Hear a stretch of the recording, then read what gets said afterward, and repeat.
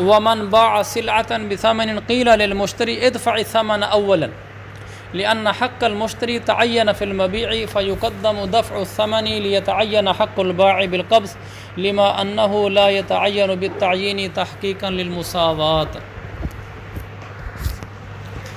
جس آدمی نے سامان بیچا ثمن کے بدلے میں، سامان جیسے گندم ہے، میں نے 1 من گندم بیچی، ثمن کے بدلے میں علی آگے سے ثمن دے گا، یعنی 1000 روپیہ دے گا۔ میں نے سامان بیچا اور یہ آگے سے ثمن دے گا 1000 روپیہ۔ اب اس میں وہ کہے گا کہ بھائی، میں اس کو کہوں گا بھائی تم پہلے پیسے دو، وہ مجھے کہے گا بھائی تم پہلے سامان دو۔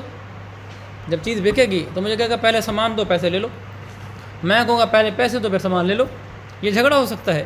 اگر ایسا جھگڑا ہو جائے تو بائع کو کہا جائے گا قیل للمشتری، بلکہ مشتری کو کہا جائے گا ادفع الثمن اولا، تم پہلے قیمت دو۔ جھگڑے کا حل نکلا ہے، مشتری کو کہا جائے گا پہلے تم پیسے دو پھر یہ آپ کو مبیع دے گا، گندم دے گا۔ کیوں؟ لأن حق المشتری تعین فی المبیع، کیونکہ مشتری کا حق مبیع میں متعین ہو چکا ہے۔ وہ کیسے متعین ہوا ہے؟ جب ایجاب و قبول ہو جاتا ہے، مبیع چونکہ متعین ہوتا ہے، مبیع متعین کرنے سے متعین ہو جاتا ہے، اور ثمن متعین کرنے سے متعین نہیں ہوتی۔ یہ قاعدہ معلوم ہے آپ کو؟ ثمن متعین کرنے سے متعین نہیں ہوتی۔ مثلا میں نے اس کو 1000 روپے کا نوٹ دکھلایا کہ اس 1000 روپے کے نوٹ کے بدلے میں یہ والی 1 من گندم دے دو۔ مبیع جب متعین کی تو متعین ہوگی، اب مجھے وہ اس کے بدلے میں دوسری من گندم نہیں دے سکتا، لیکن 1000 روپے کا نوٹ جو اس نے مجھے دکھلایا کہ اس 1000 کے بدلے میں دے دو، وہ نوٹ تبدیل کر سکتا ہے، وہ نوٹ متعین ہی نہیں ہوا۔ ثمن متعین کرنے سے متعین نہیں ہوتی۔ تو جب میں نے علی کو 1 من گندم دکھلائی، میں نے کہا یہ والی 1 من گندم آپ کو بیچ دی، تو یہ متعین ہو گئی۔ متعین کا مطلب یہ کہ اس میں اس کا حق متعین ہو گیا کہ یہ گندم اب اس کی ہے، میں نے بیچ دی اس کو، تو اس کا حق تو اس میں ثابت ہو گیا ہے۔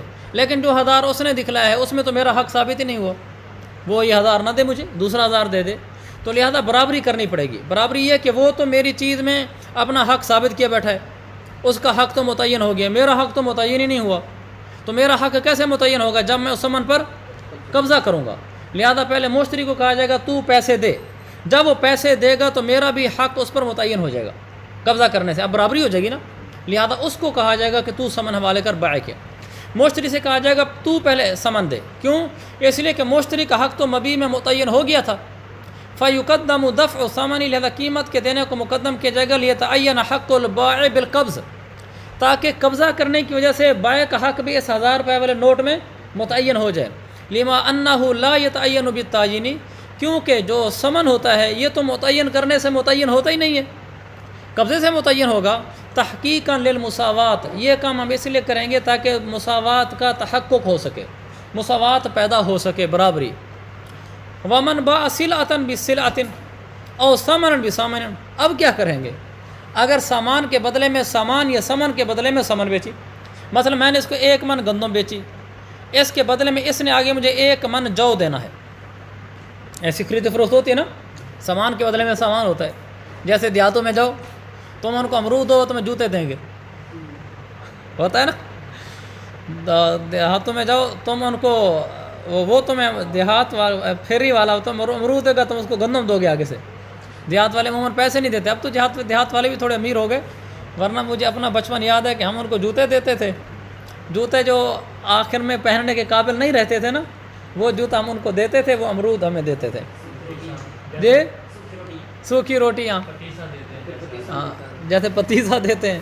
تو یہ ہے ثمن کے سلعۃ بسلعۃ، کہ ادھر سے امرود ملا ہے اور ادھر سے گندم کی 1 پلیٹ بھر کے دی ہے اس کو، یہ سلعۃ بسلعۃ ہے۔ اب میں نے اس کو بیچا امرود، اس نے مجھے دیا آگے سے گندم، دونوں طرف سلعہ ہے، اب دونوں کا حق متعین ہو جائے گا نا اس میں تو۔